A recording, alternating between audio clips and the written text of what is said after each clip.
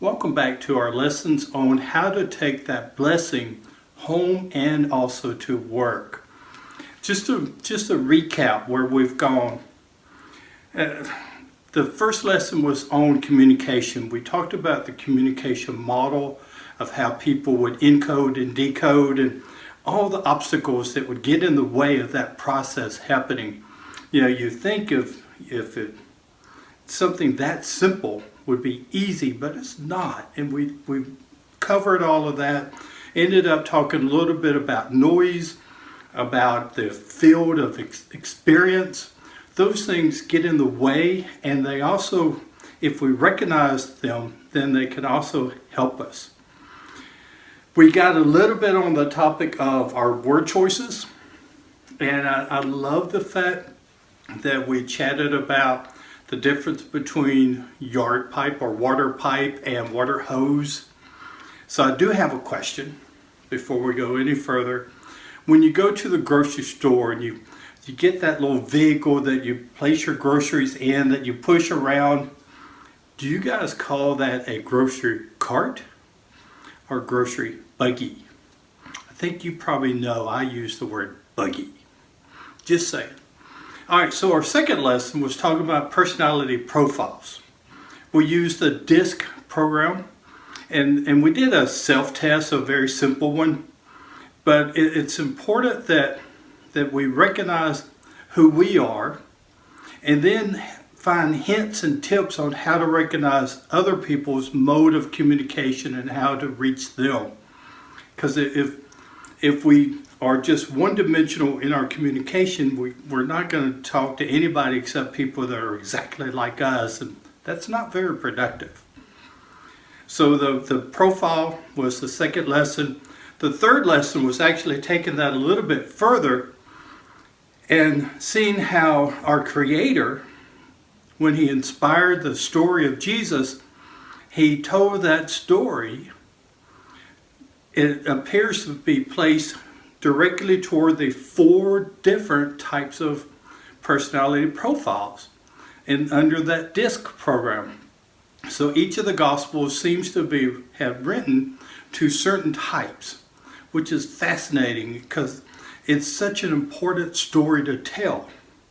Which brings us to lesson 4, telling the story. It's about time we got there, so let's get started. In this lesson, we're going to cover 3 things. We're going to start with that old poem I keep talking about, then look at the framework of a story, and then how can we see that story played out in an actual conversation or presentation. So let's start with that old poem. Just to remind you, if you want to sell Jim Jones what Jim Jones buys, you must first see Jim Jones through Jim Jones' eyes. That, my friends, is a lesson that I want you to know, because the first verse that we're going to cover in just a minute is the epitome of that in action. There's an author in Nashville. The guy's originally from Houston, Texas, but his name is Donald Miller. He's written a book called Building a Story Brand. He owns a marketing company. He's nationally renowned. He's really good at what he does. Now, the book has nothing to do with faith. It's not a Bible book. It's a marketing book. But if you're going to take that story and tell that story, listen to what marketing guys have to say about getting that message out. Might be a little bit important. So let's talk about his pattern, his framework. Now, he says that framework has been the way that human beings have told stories for generations. In just a little bit, I'll cover that with you so that you'll go, yeah, he's right. But there's one rule that I want you to remember about the story. You're not the hero. That's an important lesson for us to know just from the very beginning. We're not the hero. So when we're sharing that blessing to somebody, we're not the hero. When we're telling the story, when we're serving, we're doing that, we are not the hero. That's number one rule of this whole framework. All right, so here's the framework. It's very simple, and I'll have a picture of it on the next slide. But the framework goes, there is a character who has a problem, who meets a guide that understands the problem. The guide has a solution that the character has opportunity to take action. And based on that action, you either have success or failure. Now think that through. So you have a character who has a problem, who meets a guide. That guide has a plan, a solution. And there's a call to action, a decision that needs to be made. Now sometimes no action is the decision, but a decision needs to be made, and based on the success of that plan, there either is success or tragedy. That is a story framework that human beings have been following for generations. Let's cover, I'm going to cover 3 of these with you, and you'll get it. First one is The Wizard of Oz. Do you remember that movie? I was a little kid when that movie came out, and it was amazing. For all you young people, that movie was the first time that there was color that I can remember. The beginning of it was all black and white, and then when they got to Oz, there was color, and it was just amazing. Well, the story frame for that is very simple, if you remember what we talked about. So the character is Dorothy. Okay? Dorothy has a problem. She and Toto are not in Kansas anymore. So they meet a guy, they follow the Yellow Brick Road, and they meet the wizard in the Emerald City, right? He has a plan to go take the broom away from the Wicked Witch. Get that broom from her. Success or failure.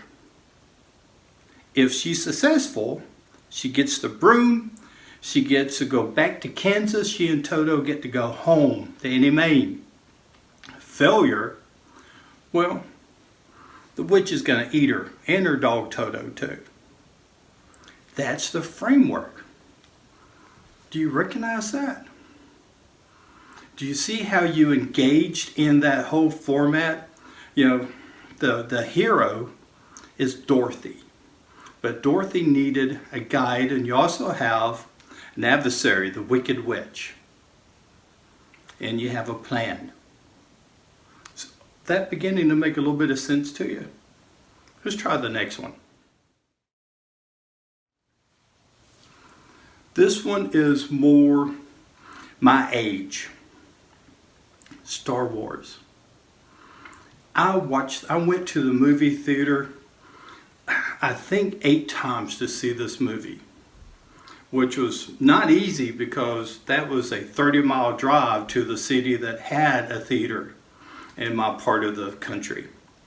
Now, let's go through this framework again. All right, so who's the hero? Who's the hero here? Who's the character? And who is the guide? Okay? The character is Luke. Luke has a problem. Luke's problem is that he lives in an evil galactic empire that hates Jedi. And he may or may not be a Jedi warrior, a Jedi Knight, whatever they're called. Okay? Now, he meets a guide. If you remember, that dude's name is Obi-Wan. And he's the guide, because he's a Jedi. He's the guide. He understands the problem, and he has a plan. The plan's to follow the Force. And what does the Force lead Luke to do? It leads him to go destroy the Death Star. Okay, now, success and failure. Success, he destroys the Death Star, saves countless planets, puts the Republic back in charge, saves everybody. Failure, he dies, all of his friends die, the evil empire rules the galaxy. Very bad things. But it's the same framework as Wizard of Oz. You still have the evil adversary. You still have a problem. You still have a guide. You still have the character. It's the same framework. But instead of Oz, it's in a time long, long ago, right? One more. This last one, it's Hunger Games. And I know most of you guys have seen that. The character is that Candace, young lady that has the bow and arrow, and and then her problem is that she's in that wicked environment, and she ends up being selected, or actually volunteering, to go into the Hunger Games, which only one survives, right? But she meets a guide who's actually lived through the Hunger Game. So that would be Hamas. And I think I mispronounced this name, but it doesn't matter. Anyway, so he guides her. His plan for her is that try to convince people to like her so that they'll help her along the way. Now, that's a tough plan, because if you've read the book or watched the movie, she's not a likable person, but it works. Success, she survives, she gets to go home. Failure, she dies. There's adversary, evil person, there's a guide, there's a problem, there's a plan, there's a character. Just like Wizard of Oz, just like Star Wars. I bet you can think of other stories that you've heard your entire life and go, oh, that's the same framework. If you know this, I probably just messed up every movie that you'll watch in the future, especially action movies. Because you'll sit there and you'll recognize as soon as the character finds that guide, you go, oh, I know what's going to happen. Sorry. But at the same time, I may have saved you theater ticket money and popcorn. Anyway, so let's look at this. What does the Bible say about the story? Now, at the beginning of this, I promised you that this would actually be applicable to sharing the blessing. And I referred to what Donald Miller said about this story framework has been used for generations, and I'm about to prove that to you. If you'll turn to the book of Acts, chapter 17, verses 22 through 31, I think you will recognize the framework. Let's read together. Then Paul stood in the midst of the Areopagus and said, Men of Athens, I perceive that in all things you are very religious. For as I was passing through and considering the objects of your worship, I even found an altar with the inscription, To the unknown God. Therefore the one whom you worship without knowing, him I proclaim to you. God who made the world and everything in it, since he is Lord of heaven and earth, does not dwell in temples made with hands, nor is he worshipped with man's hands as though he needed anything, since he gives to all life breath and all things. And he has made from one blood every nation of men to dwell on all the face of the earth, and has determined their pre-appointed times and the boundaries of their dwellings, so that they should seek the Lord, in the hope that they might grope for him and find him, though he is not far from each one of us. For in him we live, and we move, and have our being. As also some of your own poets have said, for we are also his offspring. Therefore, since we are the offspring of God, we ought not to think that the divine nature is like gold or silver or stone, something shaped by art and man's devising. Truly, these times of ignorance God overlooked, but now commands all men everywhere to repent, because he has appointed a day on which he will judge the world in righteousness by the man whom he has ordained. He has given assurance to this to all by rising him from the dead. My friends, Paul is the ultimate storyteller. Paul took that story frame and he met these men of Athens. He met them where they were. He starts with the very first verse. And if you notice, now here's Paul. Paul is a Jew of Jews, as he proclaims himself. He worships the one true God. And these guys are idolaters. They have multiple gods. Completely different. Talk about a separate field of experience.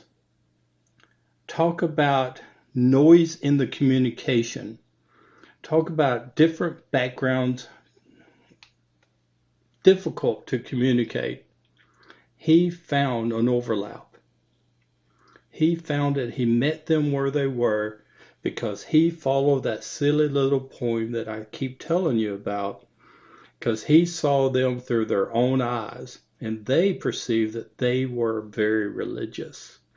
That's who they perceived they were. And so he met them there. Now, he did not condone their idolatry. He did not condone their lifestyle. He acknowledged what they thought of themselves. The rest of this chapter here is a perfect framework. Let me show you the framework as it would look using this analogy, and we'll see what happens. So if you look first at my little graph here, you'll see a character. Well, our character starts in verse 22. The character, or in this place, plural, men of Athens. Okay? All right, so what problems do these guys have? Well, they don't know who they're worshiping. They have a problem. They don't know God. The next thing is they have a character or characters with a problem. They meet a guide who understands their fear. Well, Paul's the guide, and he explains to them who this God is. He explains it to them from a point of view, not from quoting scripture to them, not repeating the old stories of Moses and the prophets, because it was meaningless to these guys. He met them where they were, and he understood. Next, he gives them a plan. Now, verse 27 and 28. So let's go back. Character, 22. Problem, 23. Meets a guide, 24, 25, 26. Okay? Then gives a plan is 27 and 28, because he says here, so that they should seek the Lord in the hope that they might grope for him and find him, though he is not far from each of us. For in him we live and move and have our being, as also some of your own poets have said, for we are also his offspring. He has a plan. They should seek God. Then in verse 29, he calls them to action. Therefore, since we are the offspring of God, therefore means you need to do something here. Therefore, since we are the offspring of God, we ought not to think that the divine nature is like gold or silver and stone, something shaped by art and man's devising. And then 30 and 31, it's the results. We have success or failure here. Truly these times of ignorance God overlooked, but now commands all men everywhere to repent. Actually, that should probably be up in the call to action. So 29 and 30, call to action. 31, because he has appointed a day on which he will judge the world. There's the results.